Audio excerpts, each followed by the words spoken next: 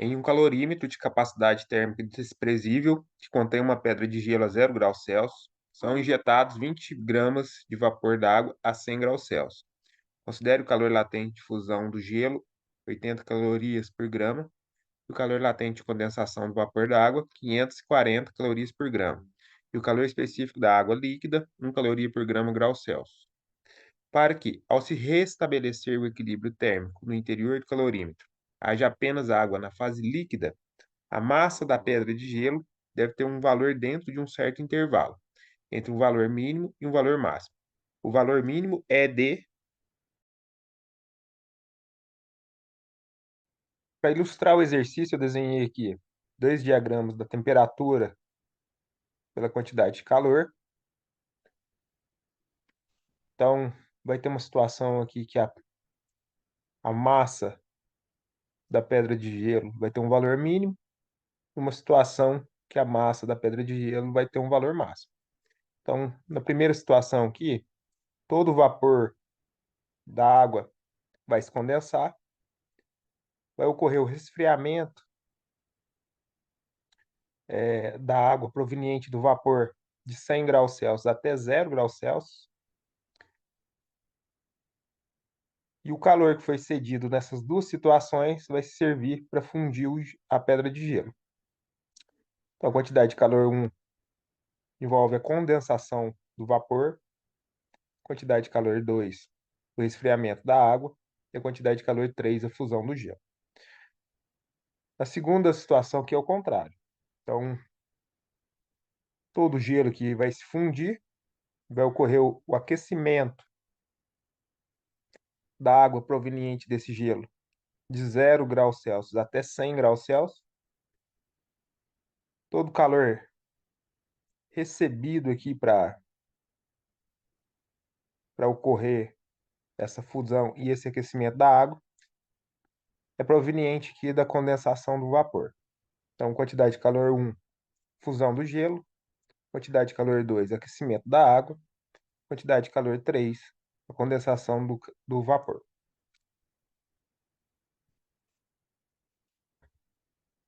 Então, vamos analisar aqui cada uma dessas situações.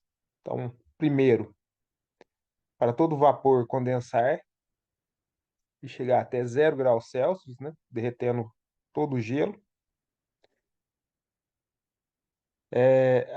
a gente tem um sistema termicamente isolado, onde todo o calor cedido mais todo o calor recebido vai ser igual a zero. Então, todo o calor que um corpo cedeu, o outro vai receber.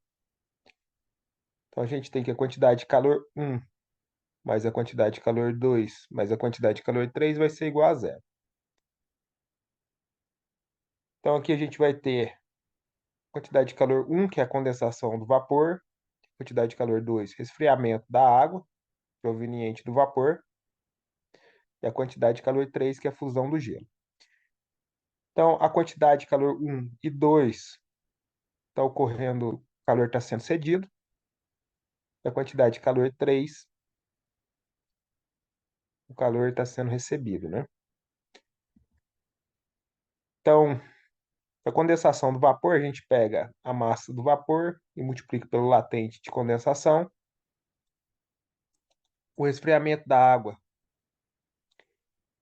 proveniente do vapor, a gente pega a massa da água que já foi condensada, né? O vapor que foi condensado se transformando em água, vezes o calor específico da água, vezes a variação de temperatura. Então, o vapor estava a 100 graus Celsius, vai até zero.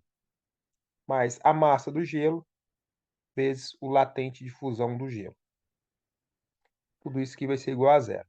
Substituindo os dados que o exercício forneceu, massa do vapor 20, o calor está sendo cedido, então o latente, eu vou utilizar ele aqui com sinal negativo, o latente de condensação. Então, 20 vezes menos 540, mais a massa da água. Então, todo o vapor já se transformou em água, então vai ser a mesma massa que a massa do vapor, vezes o calor específico da água, que vale 1, vezes a variação de temperatura. Estava 100 graus Celsius e termina em 0 graus Celsius, 0 menos 100 dá menos 100. Mais o latente de fusão do gelo, que é 80, vezes a massa do gelo. Tudo isso igual a 0. Fazendo essas operações, 20 vezes menos 540 dá menos 10.800, mais 20 vezes 1 dá mais 20, vezes menos 100 dá menos 2.000, mais 80 m. Tudo isso igual a 0. Então, menos 10.800 menos 2.000 dá menos 12.800. Então, a gente vai ter 80 m menos 12.800 vai ser igual a 0. O menos 12.800 está subtraindo, passa para o lado direito da equação com sinal positivo. Então, 80 m igual a 12.800. O 80 está multiplicando, passa para o outro lado dividindo. M é igual a 12.800 dividido por 80. Fazendo essa divisão, a gente chega na massa do gelo igual a 160 gramas. Agora, a segunda situação é para todo o gelo derreter e chegar até 100 graus Celsius, condensando todo o vapor. Então, somatório aqui de todo calor trocado no interior do calorímetro vai ser igual a 0. Então, Q1 mais Q2 mais Q3 vai ser igual a 0. Q1 agora vai ser a fusão do gelo. Q2, o aquecimento da água proveniente do gelo. Q3, a condensação do vapor. Então, para a fusão do gelo, a gente pega a massa do gelo e multiplica pelo latente de fusão. O aquecimento da água proveniente do gelo, a massa do gelo derretido, vezes o calor específico da água, vezes a variação de temperatura, agora de 0 até 100 graus Celsius, mais a massa do vapor, vezes o latente de condensação do vapor. Tudo isso igual a 0, substituindo os valores. O latente de fusão vale 80 m, mais m vezes 1 dá m, vezes 100, vai dar 100 m, menos 20 vezes menos 500, melhor, mais 20 vezes menos 540.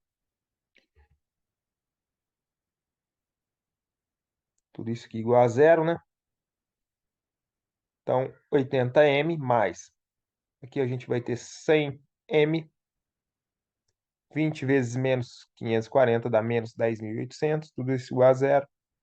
80 m mais 100 m dá 180 m, menos 10.800.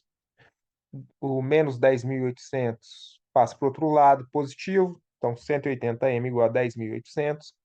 180 está multiplicando, passa para o outro lado, dividindo. Então, m igual a 10.800 menos, dividido por 180. Fazendo essa divisão, a gente chega no resultado de 60 gramas. 60 gramas vai ser o valor mínimo da massa do gelo e os 160 gramas o valor máximo. O exercício estava pedindo o valor mínimo. Então, gabarito, letra E,